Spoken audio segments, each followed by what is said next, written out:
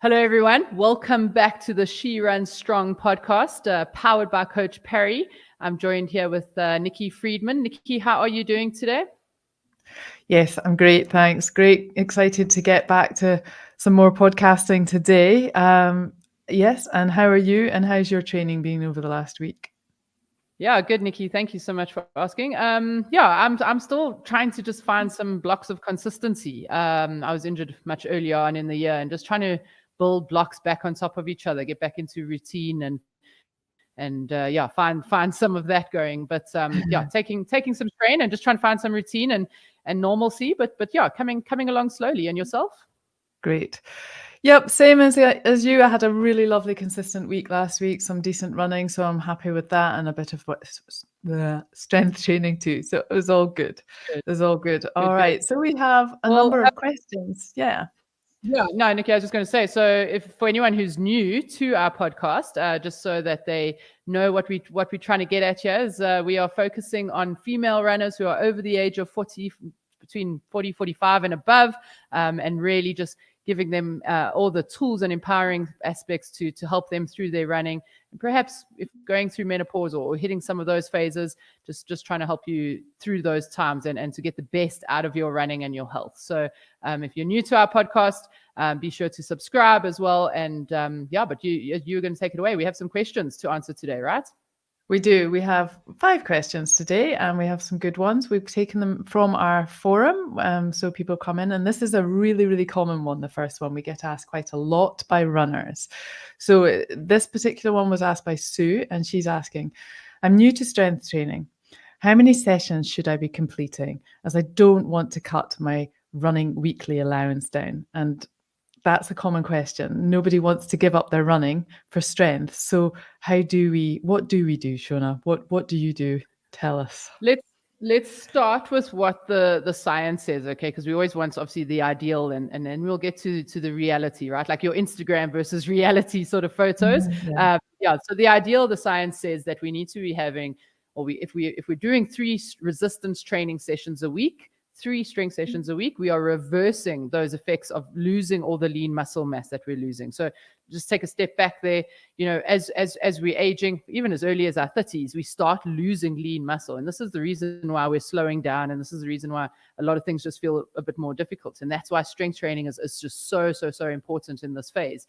And so in order to reverse those losses of lean muscle mass, we need to be doing 3 strength sessions a week, right? So you can actually reverse it. It doesn't even just delay it. It can actually reverse it. But here at Coach Perry, we're realists. I'm definitely a realist. I know that 3 isn't always feasible, as Sue is asking. You know, she doesn't want to cut down on running.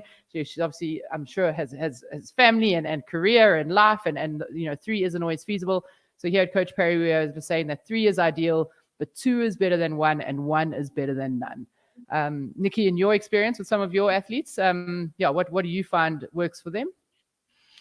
Well, I think this is quite an interesting one, because if you're running 3 to 4 times a week and you're working and maybe you've got more in life going on, then going to a gym is quite tricky, isn't it? So and I think people are thinking, I've got to do an hour of strength, and that's the tough bit. So for my clients, I kind of go, well, look, something's better than nothing. And twice a week is generally what we're looking at. And if you can add that on, then that is great. Exactly. I don't know. I mean, I do get a lot of resistance from the women, especially. Some of the guys quite like to beef up. But the resistance. Yes, resistance, yeah.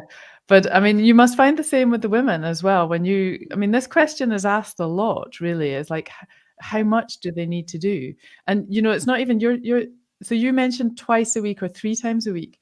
What would 3 times a week look like? Would it be, 3 times in the gym for an hour, or how? Yeah, good question, Nikki. Yeah, exactly. Because you hit the nail on the head. You said everyone thinks it has to be in the gym, right? But it doesn't. So if it is 3 times a week, I would say that 2 of those sessions are 40 to 45 minutes per session. And then the third session is shorter. It's 20 to 30 minutes a session, and I vary those. The 3 sort of components that I'd like to be hitting in those resistance sessions is One, I'd want to have like an injury prevention aspect, an aspect where we're looking after the small stabilizing muscles so that we can, control our bodies against the impacts of running, because running is so cyclic. So one injury prevention session, one session where we are pushing against resistance. We mentioned that, excuse the pun around resisting, but having resistance training. So we're building lean muscle mass.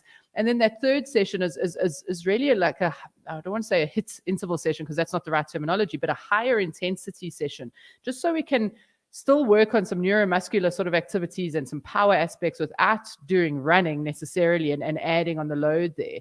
So really, that's, if you put it together, it's about 2 hours of strength in a week. That we're looking for. But again, if you can't get those in, I'd far rather someone is consistent with one session of strength a week than none, or again, ideally two.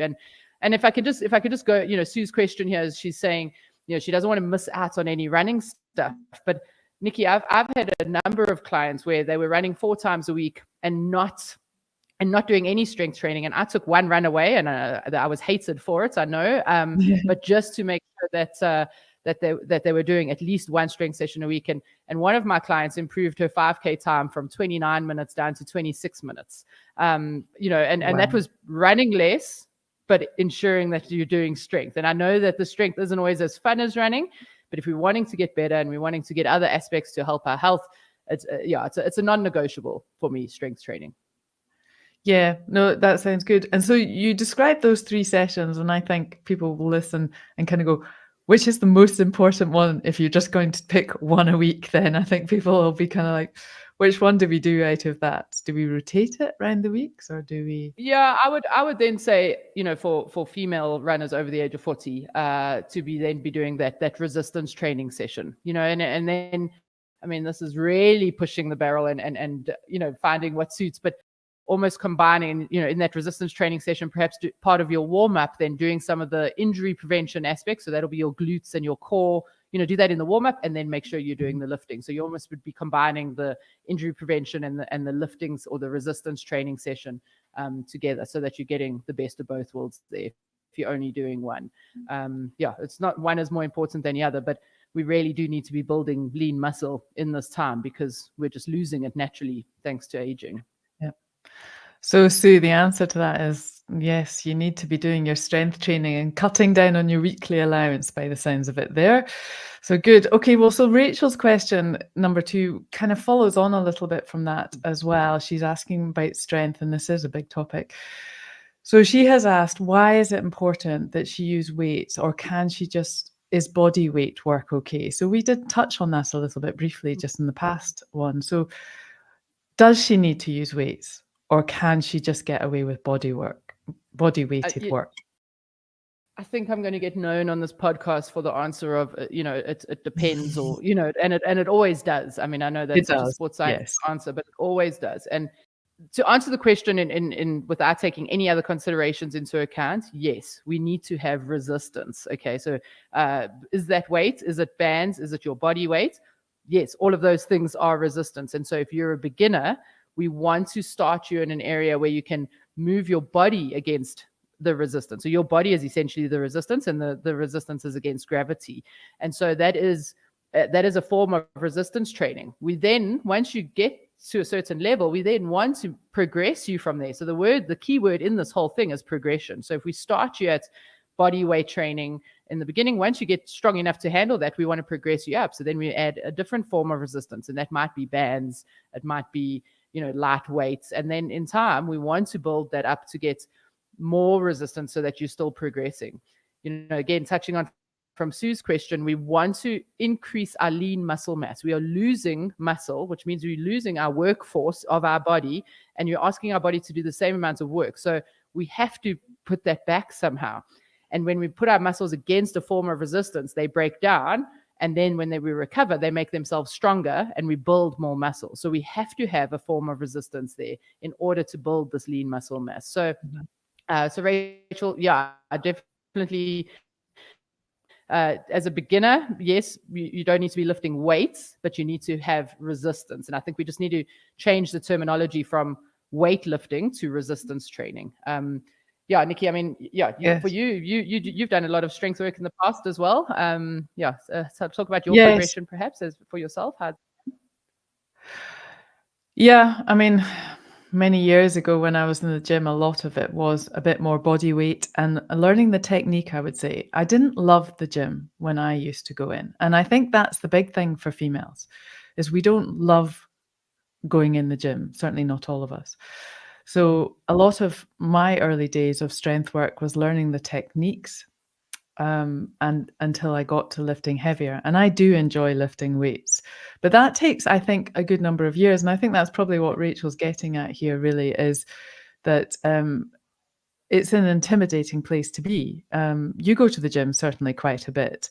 Are there many females in there, or is it still guys mainly in there? It is male dominated, but what I'm loving seeing is lots of younger females coming and lifting, So I Yes. think, what we're trying to get across here is that I don't want females to only start resistance training at 40 years old or at 45 years old. That I want them to resistance train from early on, because we need to think about our muscles as I actually saw such a cool quote the other day about a muscle bank. So you're putting into your muscle bank because in time you're going to take out of that muscle bank. So the more you put into it, the more we'll be able to take out at a later stage in our life. And so I'm loving seeing young 20-year-old girls in the weight section of the gym, and I mean, amazingly not intimidated. Like I'm my job. I do this for a living, and I still walk in there a little bit intimidated. So, because I love the gym, I love lifting. But yeah, I think if we can change that mindset, which I think is coming through now in the younger generation, which is awesome. But yeah, your points about the technique is really key. So thanks for mentioning that as well. Learning that's really important. I mean, I think that's it. And if you can get someone to help you with the technique a little bit to start off, it really pays huge dividends, I think, going forwards in lifting, because it is a very technical sport, especially lifting heavy weights. So it is something that getting a little bit of help. And that's something we do at Coach Parry, though. We have live classes and we have coaches who are helping people out quite a bit, doing more body weighted and banded classes. But yeah.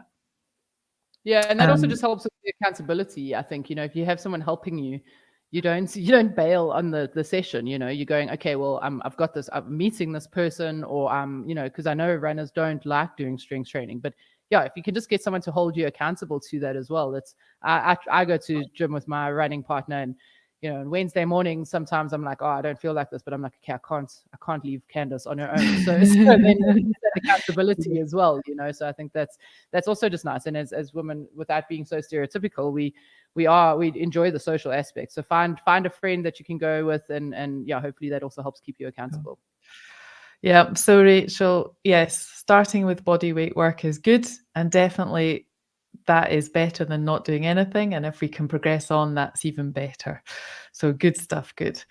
Question 3. So Kate has a history of osteoporosis in her family, and she is asking if she can reverse bone loss. If you want to recover from sessions faster, not feel tired all the time, run pain and injury free, and improve your endurance, then be sure to join me in my upcoming training specifically for female runners over the age of 45. In it, I'll share with you my simple 5-step framework that will transform your running. Simply scan the QR code on screen now, or click on the link in the description to save your seats in the training now. We look forward to seeing you there. Okay, so that's a tricky one, huh? It's also a very good question, and especially for females, and that's the thing. If you have a genetic disposition to, low bone health or osteoporosis or osteopenia in your family, yeah, the chances of it is one of the big risk factors for you getting osteoporosis is if you have a genetic disposition within your family, and obviously in particular with your female side of the family. So the thing with bone health is that our bones remodel themselves throughout our lives, and it's actually a number of times that happens throughout our lives. But for females in particular, between the ages of 25 to 29, that is almost where we would be at our peak bone health. And then from there, it starts degenerating. And that's quite a scary thought. I mean, I've just recently hit the big 40, and so to think that that's like 10 years of bone health that is now degenerating. And so To reverse bone health, that's not really feasible. It's not like muscle mass where we can reverse that loss. So if you have already lost, we can't necessarily reverse it, but we can delay that loss further, and we can continue to just almost, make it plateau a little bit more. So this Q&A is going to start like sounding like the strength Q&A, Nikki, but really, strength training is the absolute key to helping with this. To let's not call it bone loss, let's just call it bone health. And we are runners, and so running is important because the bones respond to a load. They like to have a load on them in order to stay healthy. But when we're going through menopause, or if you're going through perimenopause, the fluctuations with estrogen mean that calcium doesn't get absorbed into the bones as readily as it does, because estrogen normally helps calcium help the bones absorb calcium, not the other way around. And so, when we're struggling with estrogen or the fluctuations thereof, then we're not getting that assistance with the calcium. And so we need to do something that's outside of that to help it. So strength training helps, running does help, but it's only linear, right? We run forwards. We need something that's multi-directional. And then nutritional aspects, of course, will help. So, calcium, vitamin D. So if you are in the Northern Hemisphere, Nikki and I always joke with each other, we've got the sun down here in the South. You guys don't have much sun. So, I really, for my Northern Hemisphere clients, I really do recommend that they find a vitamin D supplement of sorts. Just, obviously speak to your doctors about it. Vitamin C helps as well. So yeah, just really looking at some good overall, those are supplements, but really good overall nutritional aspects as well. So yeah, I mean, Nikki, I don't know, in your history working with, I know you've worked with clients who have had stress fractures and all sorts. It's just prevalent, right, in this age group. I think it's so important. And I think because as older athletes, we weren't aware of it so much as younger athletes. And some of the folks, I think, coming through who maybe trained a lot in their teenage and 20s, maybe didn't do strength training and maybe didn't lay down great bone health at that stage, are now struggling a little bit at this stage, and you see it coming through. And then the lack of eating, because I know a lot of runners like to stay skinny for running fast and maybe don't fuel their runs in the same way. And then you're compromising your bone health. And that is a big key. So what we're talking about a lot nowadays in Coach Parry is fueling your runs all the time, aren't we? Fueling your runs, building up your strength, fueling your runs. And so I've had a couple of clients recently who've had a few stress fractures, and we have really honed in on them fueling their runs for their bone health. I'm not a doctor. I am not medically trained, but what I would love to do is have these bone scans, the DEXA scans, and see where folks are at, and then have them monitored a little bit more and get that professional help. And I think if you are worried about things like that in your family, that is maybe a route to have a wee look at. And Kate's probably already being monitored for things like this. Interestingly, and it's not just females. I've got a friend, same age as me, Guy, and he's got this in his family, and he's just been diagnosed with this now, and he's having to go through a whole load of stuff too. So, it's something that we all have to watch out for, really, and just be aware of. Yeah, absolutely. But yeah, so it is a big issue for females, though, going forwards, definitely. And yes, it's a scary issue, breaking bones. Right, okay, so... Let's go on to the next one. So thank you for that, Kate. Very good question, because it hits on running and health generally. Nikki, there's another question, number 4 here, is from Nancy. Nancy is new to running. She's 55 years old and new to running, has only been running for 2 or 3 years, and has now started to have some intervals added into her training plan, because we've obviously just built up her base with some good aerobic training, and now she's got some intervals in her plan, and she's a little bit intimidated by these intervals. So her question was really like, how do I do these intervals? Like, what are the things that I need to be hitting? Her question is guess that she's a little bit intimidated. And how does she tackle How does these? she run intervals? So the older folks, I think, come onto the forum or we coach them, and they're often a bit really wary of intervals, aren't they? They kind of, ooh, that's for the young folks. I just run and I'm quite happy just running. And sort of pushing them a little bit to do some interval work is a really great thing to do. So for this particular question and answering this one, really very, very simple. Go through the process that you do when you do a run session. And hopefully when you go out for a run session, you do a little bit of mobility and loosening off before you go out, and you do a wee warm up. Maybe you do some brisk walking and some easy running to start with. And so make sure you're nice and warm. And then I'm guessing that most people who are new to intervals aren't going to be going to a track. So you could be doing a simple session like 1 minute faster running and 1 minute slower running, or maybe even just like a hill session where it's 1 minute running up a hill and then you're jogging back down again. And what you're looking for is, because none of us are training at an older age to be running 800 meters or 1500 meters. We're generally training for 10Ks and half marathons and marathons. So we're looking to practice that faster pace of running when we're coming into a race, and just to switch on our faster muscles, our faster pace. So we're looking for more like a sort of 7 out of 10. A lot of people, I remember when I first took out a client for a 10 for 10 by 1 minute on and 1 minute off. And in the first minute, she just sprinted off into the distance, left me standing. And I was like, whoa, hang on a minute. We need to moderate your pace here and let's take it back. So you're looking for, let's take a rate of perceived exertion. So an RPE of about 7 out of 10. And just a nice practicing that faster pace of running that you would do when you're running a 5 or a 10K. And then you want to be able to take it down a level, whether you're doing a standing rest or an easy jog rest. And certainly for a beginner, you'd probably want a standing rest so you can recover for a minute. And then you want to gauge that effort again, sort of 7 out of 10, nice, fast flowing.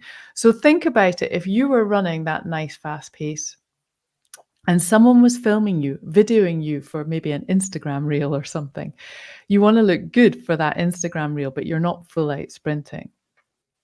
And then nice standing rest. And the same with a hill. If you're going up and you're doing a 1 minute rep up a hill, again, it's the same sort of effort, nice and tall through the body, 7 out of 10, just a sort of a good sort of push up the hill, but not so you're collapsed at the top of the hill, that you can turn around, walk, jog back down and start again.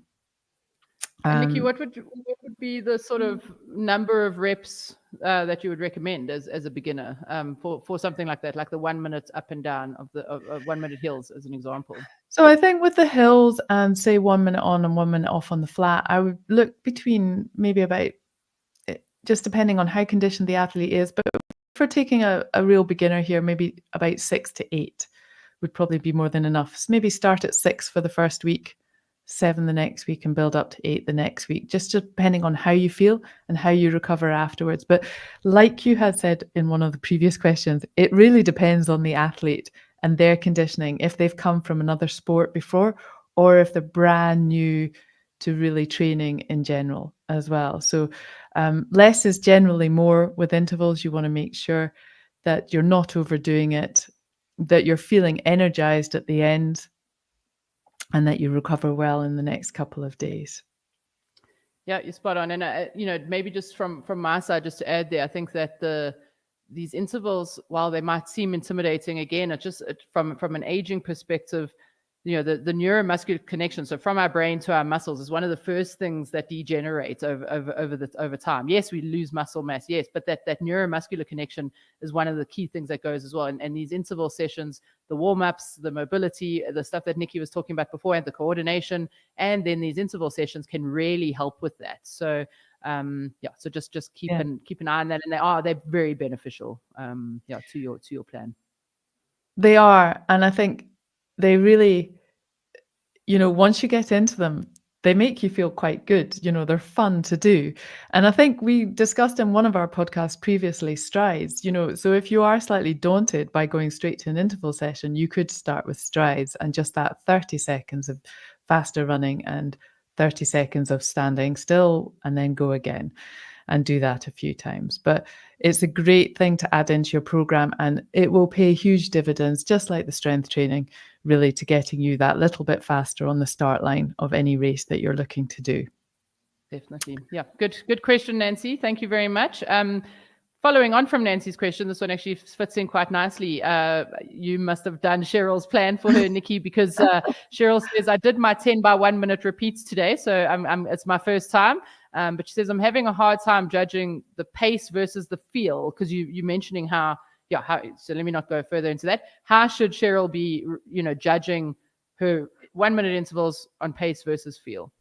Yeah, no, so we've just talked about that a little bit there, haven't we? So that is a tricky one. And like I sort of said, with this friend of mine, Anna, who I had trained before, it's quite a long time ago now, when I had taken her out for that session, she went off like a bullet in the first minute, because I think they sort of see it as 1 minute being fast. So they need to go really fast.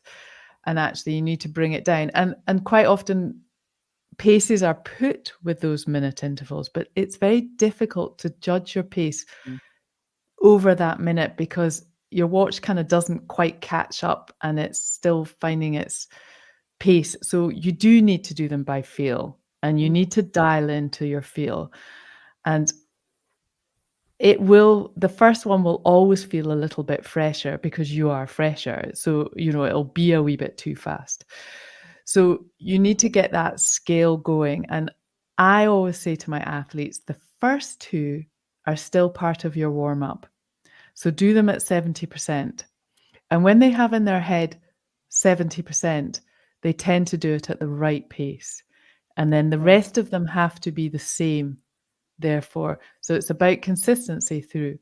And so again, we're going back to that 7 out of 10, but the 70% is the 7 out of 10.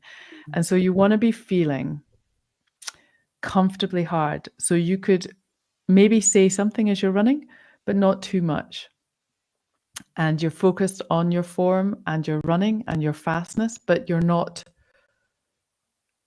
puffing and panting and collapsed at the end of that minute with your hands on your knees. You can basically just keep flowing onto the next, easy run or easy jog or standing recovery sort of thing. But you could keep walking and keep moving. You're not collapsed. So I think the 7 out of 10, and that is just a question of practice. There's a good chance that she probably has the same workout next week that she now knows, because she's run through it, that she'll be able to sort of gauge that her input. And then if she thinks of the first two as part of the warm up, which really they're sort of, you shouldn't go off too hard at the first two, then she should be good to go. And that should be a nice session for her. What are your thoughts on that, Shona? Do you schedule that session quite a lot, or how? I do love that session as well. And I think the key thing that you said there that I just want to reiterate is, one, it's not a maximal repetition, right? So keep the 7 out of 10 in your head. And on my scale, I always say this to my athletes. I'm like, 0 is that activity that you could do all day. You could literally do it for 20 of the 24 hours.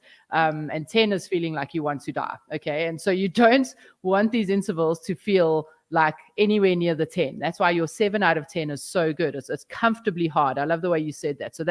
But then also that you want all 10 of those repetitions to be the same. You don't want to start too fast and then start too fast and die a slow death, but you also don't want to start too slow and then increase. So I often just say to my clients, okay, if you've gone out too fast by the third one, you're not going to be able to do the 10, so that's also just a nice way to remind them to make sure that you're not going out too fast. So the goal of those is the time in that specific zone or intensity. It's not about a maximal intensity at all. So so same as you. And that's I just like them to think about a stack of buildings as opposed to high rise and low rise buildings. Building. That is so level. true. And consistency across the board. You just want the consistency of that pace, really. And that sort of session is a lovely session that you should actually feel quite energized coming out of. You know, you should feel good coming out of that session. And if you're feeling a bit smashed up, then you've probably gone too hard, too fast. Too hard, too fast, or maybe not even fueled your session. But that's a whole other question for a whole other day. Let's not dive into that today. But yeah, good, Nikki. Those are some really, really cool questions today. Yeah, any parting shot from you before we say goodbye? Yeah, so I think we've covered a lot of strength in there being really important, and it definitely is for female runners over 45. So yeah, or 40, 45. So that's a good one. And yeah, I like those questions today. They're good ones. So yep. Any parting shots from you? Yep. Looking forward to seeing you next week again. But yeah, and hope everyone's getting a ton of value from these questions and these podcasts. But yeah, so I'll see you again next week, Nikki. Yes, definitely. Till next week. Cheers, Shona.